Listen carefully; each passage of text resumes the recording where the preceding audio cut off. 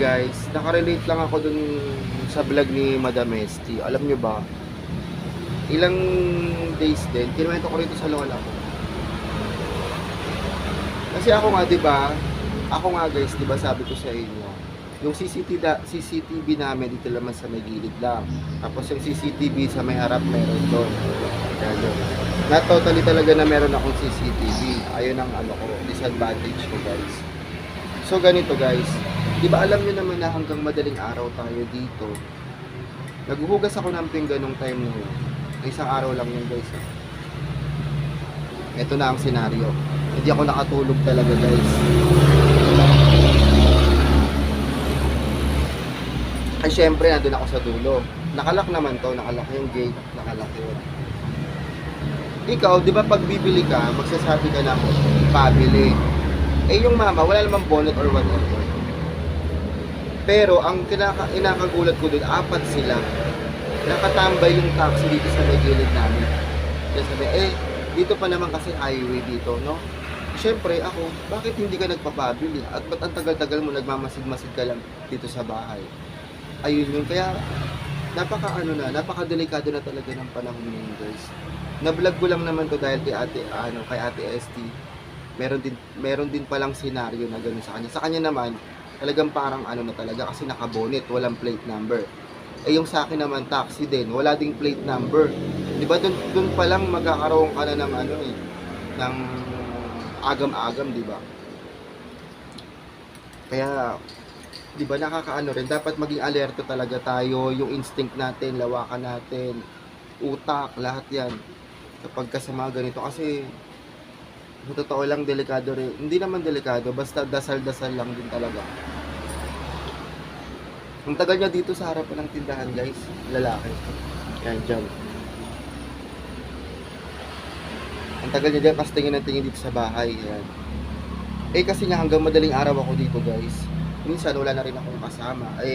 Ako talaga, trip ko talaga pagka madaling araw naglilinis-linis. Kasi sarado ko yun. Kaya sa akin, sa ating mga kasari talaga, sobrang mag-ingat po talaga tayo guys. Lagi natin tandaan, buhay pa rin yung mahalaga guys. Ganun talaga, sumabak tayo sa ganitong negosyo. Kaya kailangan natin maging alerto 24 oras. Kaya dito rin ako natutulog guys. Ito yung higaan ko. Ay yung higaan ko. Dito rin ako natutulog. Hindi ko na tinulugan yung taas. Ayun guys, basta ingat talaga. Kasi kung ikaw, kung bibili ka, bakit hindi ka nagpapabili? Ba't ang tagal mo dyan? Nakakagano ka lang, nakatingin ka lang, nagmamasid-masid ka lang. Eh nung paglabas ko, ay sabi niya, ang sabi ng lalaki sa akin, saan po ba merong dito? Junk shop? Mag-aalas 3 ng madaling araw, naghahanap ka ng junk shop. Sa utak ko na lang, tinuro ko na lang, dun po, sa may dulo. Tapos nung lumabas ako guys, hindi lang pala mag-isa siya, 4 sila sa loob ng taxi. At eto pa, ako kasi guys, ang lakas ng putok ko talaga. Kumbaga nagaganon-ganon ako Nasa gilid sila. Wait lang. Kaya makita ka dyan. Kinukwento ko lang yung nangyayari sa akin. Oo. Maganda yan. Pag madaling araw kasi dito, ang daming mga May napanood nga din ako ganyan din. Yung kanpo siya na lalaki. Si 4S? Parang gano'n, na pinapanood ko din yun eh. Si 4S vlog, baka friend ko yun sa YouTube. Sari-sari store vlog din. Oo, sari-sari store.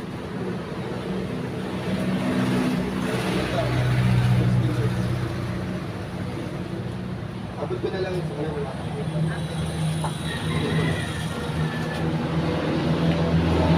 Kilala niya raw si Kilala niya raw si Sis 4S Vlog. O, diba? Ang tari ni Sis 4S Vlog. Meron kang dito. Meron kang viewers. So, ayun guys sobrang mag-ingat tayo kasi December. Ganun. Lagi naman pati sa mga pera guys. So, matagal ka ng sari-sari store owner. Yung mga pera guys. Lalahanin mo.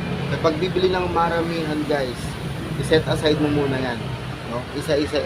Pag mo muna ibibigay lahat kasi malilito ka. At yun na nga. Eh ako pa, tumambay pa talaga sila guys dito sa may gilid yan, dito. Sa may gilid namin tumambay pa. Kaya ang ginawa ko, kasi may mga contact din ako sa mga pulis. Kasi malapit na kami City Hall eh. Pag ganun ako kunwari. Yung parang, ano ako guys, yung parang kulang may tinatawagan ako. Tumambay muna ako sa may terrace namin. Kasi tumambay muna. Mga kalaunan, umalis din sila. Kasi, delikado talaga. Hindi natin alam yung mga nasa utak ng mga tao. Eh, ang ano ko naman talaga dito kasi, bentahan ko naman. Yes, madaling araw din talaga. Pagsabot na alas 12, alauna. Kaya napablog din ako guys eh. Kaya, mag-ingat kasi kala ko, sa akin lang nangyari yun. Kasi ba't hindi ka nagsasabi ng pabili, di ba? At saka, dahan-dahan pa sila guys, tapos yung ilaw nila is nakapatay. Kaya todo ingat talaga tayo. Kung may mga ganong bagay man, dapat lagi niyong tandaan yung contact number ng mga pulis, ng mga barangay. Lagay niyo dyan sa cellphone nyo. Ayun, nakasave yan. Kung may mangyari man, di ba, tawag ako agad. At saka yung diwa ko guys, laging bukas yan. Tsaka dito ako natutulog talaga sa tindahan. Kasi konting kaluskos lang naman ang roll up ko, maririnig ko yun. Ayun guys, bali paalala lang sa ating lahat ng mga kasari. Mag-ingat ngayong darating na Kapaskuhan kasi yan, sumasabay yung mga masasamang loob, masasamang tao. Dito nga sa amin talaga guys ha, totoo, yung vulcanizing shop dyan, pinasok. Kaya pala nung isang araw ang daming pulis. Kaya delikado din talaga. Eh, kasi highway pa naman dito, madaling takbuhan nyo. Basta ingat, ang pinakamaganda is magdasal talaga tayo guys. Ayun na lang kasi yung protection natin sa buhay natin kasi wala naman lahat ng to eh. Kung hindi din dahil kay Lord, diba? Kaya mag-ingat, magdasal talaga. Kaya dapat yan natin yung ano natin, yung pakiramdam natin. Kumbaga ano yan guys, ganito. Kumbaga mag-i-alerto tayo guys. Kasi napakadelikado talaga. Hindi natin alam yung buhay talaga eh, no? Kaya dapat ano lang. Kaya sinasabi ko sa inyo, yung talagang ano talaga guys is kasama natin talaga sila sa mga araw-araw natin, diba? Nakakaloka. So yun, na-discuss ko lang naman to dahil kay Madam S. Kala ko, ako lang ang nakaranas, no? Siya rin pala. Diyos ko sa kanya pa kasi, ang kay Madam S naman, open na open. Pwede ka talagang pumasok. Tamo kahit nga mga village, diba? May mga ano pa rin, may mga masasamang tao nakakaloka. What if pa kaya nyo sa amin, madali lang. Highway pa, di ba? So yun guys, hanggang dito na lang, chinika ko lang yun. So mamaya ibablog natin yung mga gamis ko na nabili, ha? Na vlog ko lang to kasi delikado. Paalala po sa ating lahat. Mag-ingat tayo. So bye bye guys, thank you for watching. Please like, share, and subscribe. Bye bye guys.